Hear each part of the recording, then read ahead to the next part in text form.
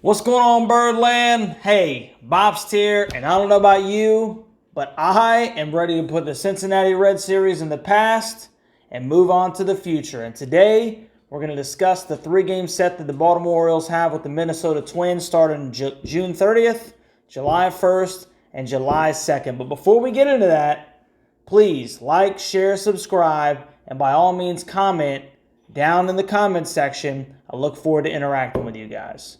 We'll get more into the game and the series right after this. Let's go O's!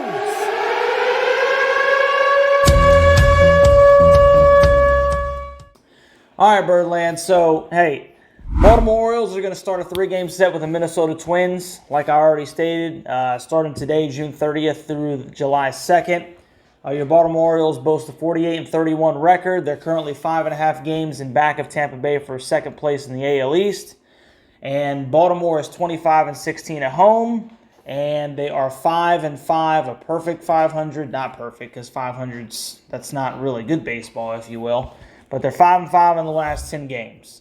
So Baltimore recently lost that series to the Cincinnati Reds 2-1, but we're ready to put that into the past. So Minnesota Twins are actually 40-42, so they're slightly below 500. And ironically enough, being below 500, they're currently a half game up on the Cleveland Guardians for the first place spot in the AL Central. Minnesota's only 17-23 away, and they were recently swept by the Atlanta Braves in Atlanta, 4-1, 6-2, and 3-0.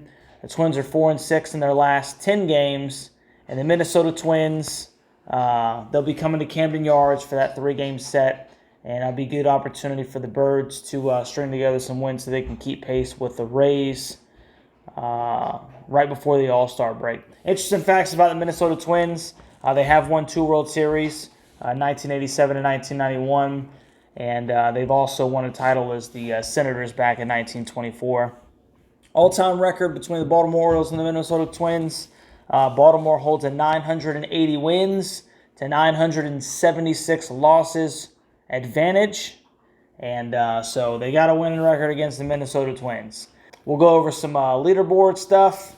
The Minnesota Twins team leaders, Byron Buxton is leading the team with 13 home runs, and shortstop Carlos Correa is leading the team with 37 ribbies. Baltimore leaders, Anthony Santander, the best switch hitter in baseball, 14 home runs, 47 ribbies. And Austin Hayes is batting .314, leading the Baltimore Orioles. So, let's get into the pitchers and some of the interesting facts about them in the three-game set. So, Game 1, 7:05, first pitch, June 30th. It's supposed to be partly cloudy, high of 85 degrees. Minnesota is going to send out 6'4", 225-pound right-handed pitcher Pablo Lopez. So, Pablo's 3-5. He's got a 4.41 ERA with a 1.16 whip. He's given up 84 hits, 27 walks, and he has struck out 120 batters. He's also given up 11 home runs, and it should be noted that even though he's got that 4.41 ERA, he does boast a 2.94 ERA during his away games. So he's 1-3, but they're not giving him much run support. He's got a pretty good ERA on the road, ironically enough. Baltimore is going to counter him with 6'2", 210-pound right-handed pitcher Dean Kramer.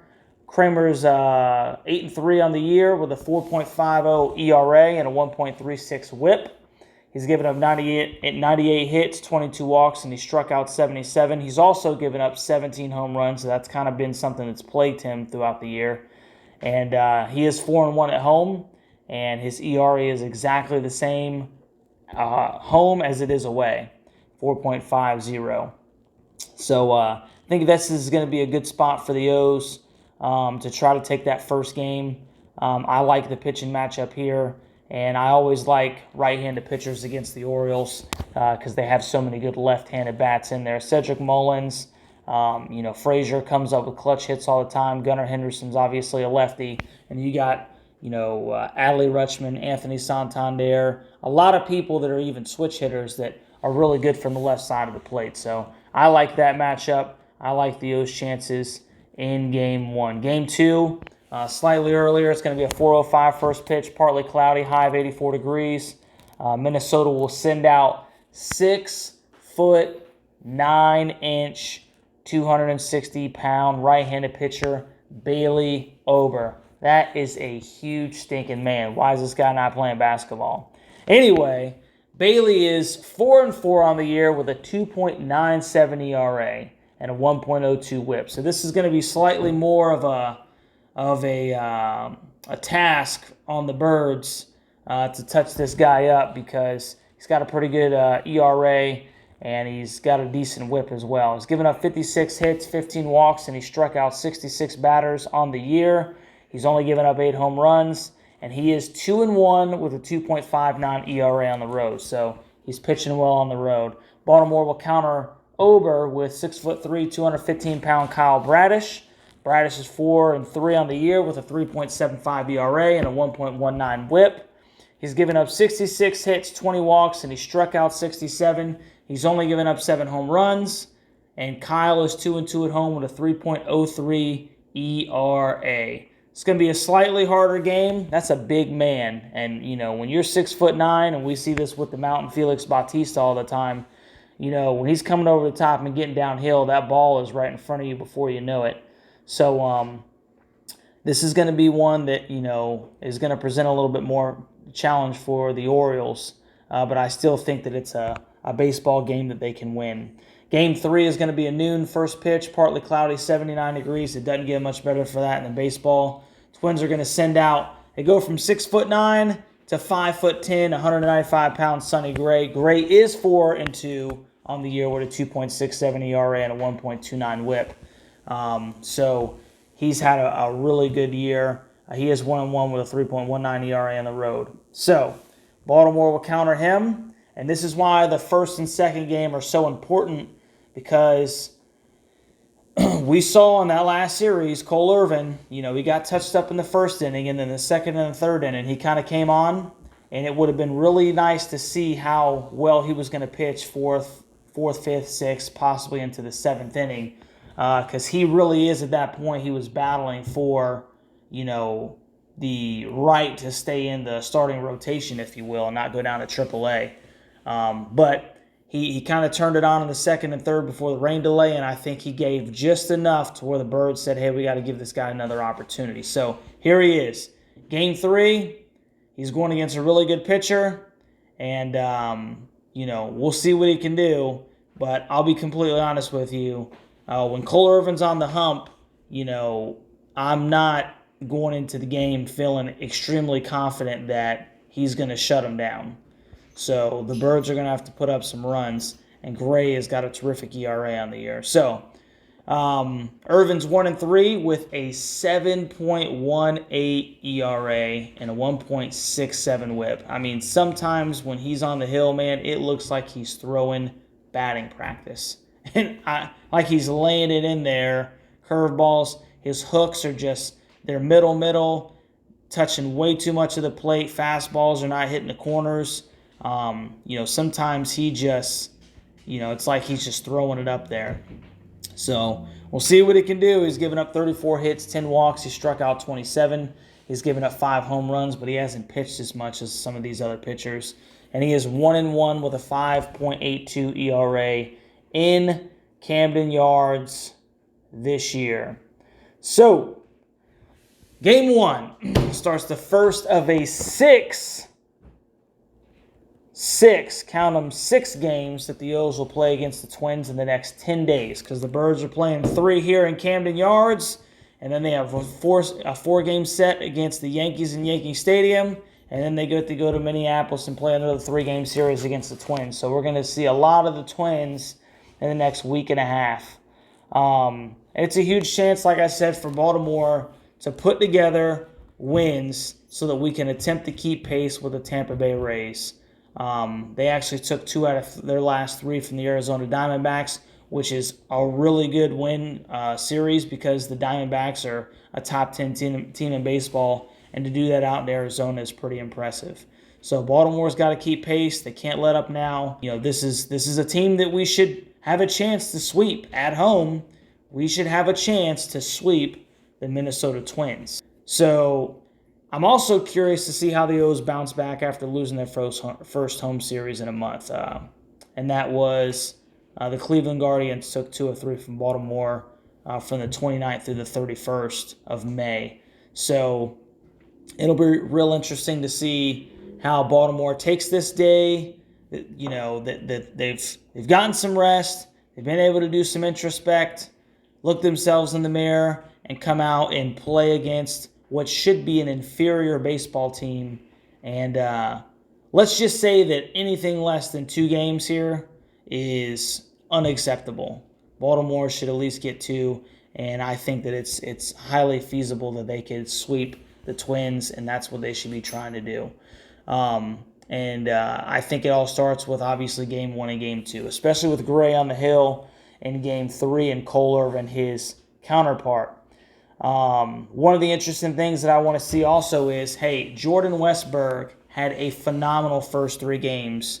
The kid's batting .417. Obviously, it's a very small sample size, but you can't take him out of the lineup. I mean, he is just he's hitting well. He's unassuming at the plate. It's not somebody that you just, he goes up there and you're looking at him and you're like, oh man, this guy's going to tear the cover off the baseball. But the kid puts the ball in play, and he's had some real big hits. So it'll be interesting to see him play against another team. He's still at home. But once again, he's batting .417, and his OPS is over 1,000. So got to keep Jordan Westburg in the lineup, okay? And I think that that's what you're going to see. I think that against right-handed pitchers, you're going to have Westburg at third, Gunnar at short, and Frazier at second. I'm telling you, watch what I say. Westburg at third, Gunnar at short, and Frazier at second. That's what I would do if I was Brandon Hyde. And then against lefties, you got to keep Gunnar in there, even though sometimes he kind of struggles against the hook and, he'll bail a little bit. It's not a strong suit right now, but it's something he's working on. Gunnar at third. Now you have Mateo at short, because Mateo is much better against lefties than he is righties. And then you have Westburg at second, because you got to have his bat in there. Got to have Westburg's bat in there. And notice that him and Gunnar, those are the staples. Those are the staples right now. Mateo and Frazier swapping out for lefty on righty, righty on lefty. And maybe teams eventually figure Westburg out. Who knows? But right now, he's got one of the best bats on the team through those 3 games, and he's got to stay in the lineup. And I think that Brandon is going to keep him there because Brandon's a smart guy. Another thing that I want to talk about is the bullpen. I don't think I'm the only person that thinks this. Keegan Akin has got to go. Okay, the Baltimore Orioles are in too good of a spot right now to be worried about the loyalty to Keegan Akin and what he did in 2022.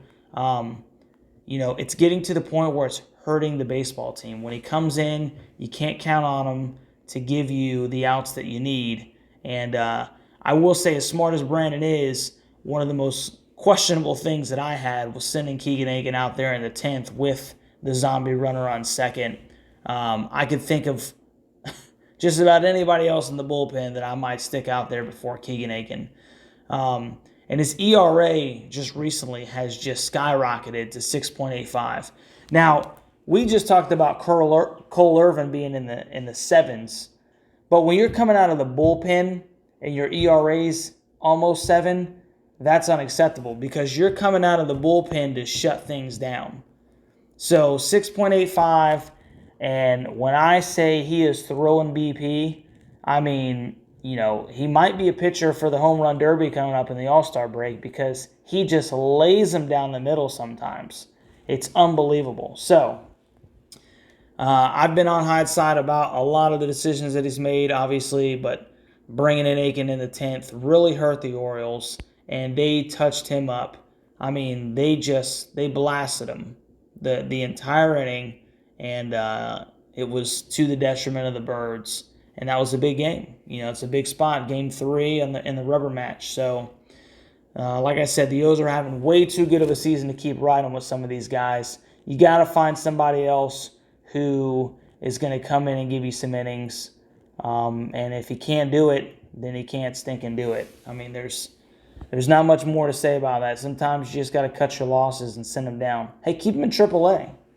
You know, he can pitch down there. He doesn't have to sit on the bench. He can go down there, pitch. But you got to bring somebody up, man, who's going to compete, and they're going to, more importantly, produce. So we'll change topics just a little bit. Interesting fact, just kind of going into this series, you know, the Major League Baseball rankings have come out, and the updated top prospects. And, you know, this is just where the Baltimore Orioles organization is, and this is why the future is so bright. Shortstop Jackson Holliday, he's only in high A Aberdeen right now, but he is now rated as the top prospect in all of baseball. This is over Ellie De La Cruz, who we just saw with the Cincinnati Reds, who's batting over 300 for the Cincinnati Reds. Now, he had a rough series against the Birds. I mean, he got pitched to, but we're talking about a single-A shortstop being considered the number one prospect in all of baseball. Why is that important? Because Adley Rutschman a couple years ago was the number one prospect in all of baseball, and then Gunnar Henderson was the number one prospect in all of baseball shortly after that.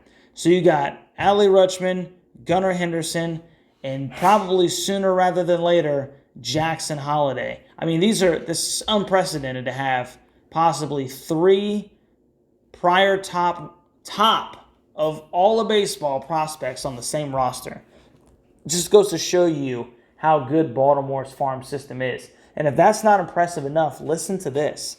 Not only is Jackson Holliday the new number one top prospect in all of baseball, Colton Cowser's number 14. Jordan Westburg, who's on the Orioles right now, is number 33. Heston Kjerstad is number 39. Joey Ortiz, who has been up and down, he's at AAA Norfolk right now. He's number 66. Connor Norby's number 70. And Kobe Mayo's number 79. I mean, that is ridiculous. 1, 2, 3, 4, 5, 6, 7 baseball players in the top 100.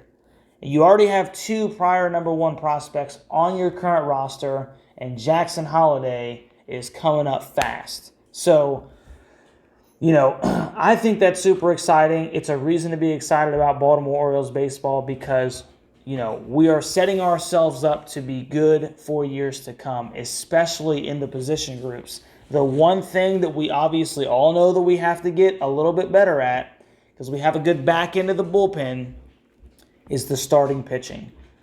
Got to get better at starting pitching. You know, I like Tyler Wells. I like Kyle Gibson. Now, he hasn't had very good outings the past couple of times, but I like Kyle Gibson. I like Tyler Wells. I like Kyle Bradish. We've got to find somebody to cover for Cole Irvin. I'm really hoping that Grayson Rodriguez fills that spot. But he's just not there right now. But all that to say, once again, the Orioles start that 3-game set with the Minnesota Twins, starting at 7:05 today. And I'm looking forward to it. So, hey, once again, I want you to like, share, subscribe. I want you to comment down in the comment section and let me know what you think about the Minnesota Twins. We're not worried about the Reds anymore, about the Minnesota Twins. And before I go, I actually have a very special guest. I would like to introduce all of you to my son and hopefully one day future Baltimore Oriole, Paul. What's going on, Paul? Good. Good? What's going on? Good? Okay. So, what do you think about the Birds, Paul? They're doing well. They're doing well? Not against the Cincinnati Reds. It's not against the Reds, though. That was a tough series, right? Yeah. I agree. Who's your favorite Oriole, Paul? Adley Rutschman. Adley Rutschman? Why Adley Rutschman? You got your Rutschman jersey on, see? You got to train him right. Why Adley Rutschman? Because, like, he gets the most He stops the ball the most. He doesn't make people score. Yeah. He stops the ball and doesn't make people score. Hey, you heard it from the man himself, old Paul. So, everybody say hey, Paul, and you, Paul, say hey to everybody. Hey. Okay, all right. And so we'll leave it there. Introduce you to my son. And, hey, what do we always say? At the end of the day, go Birds.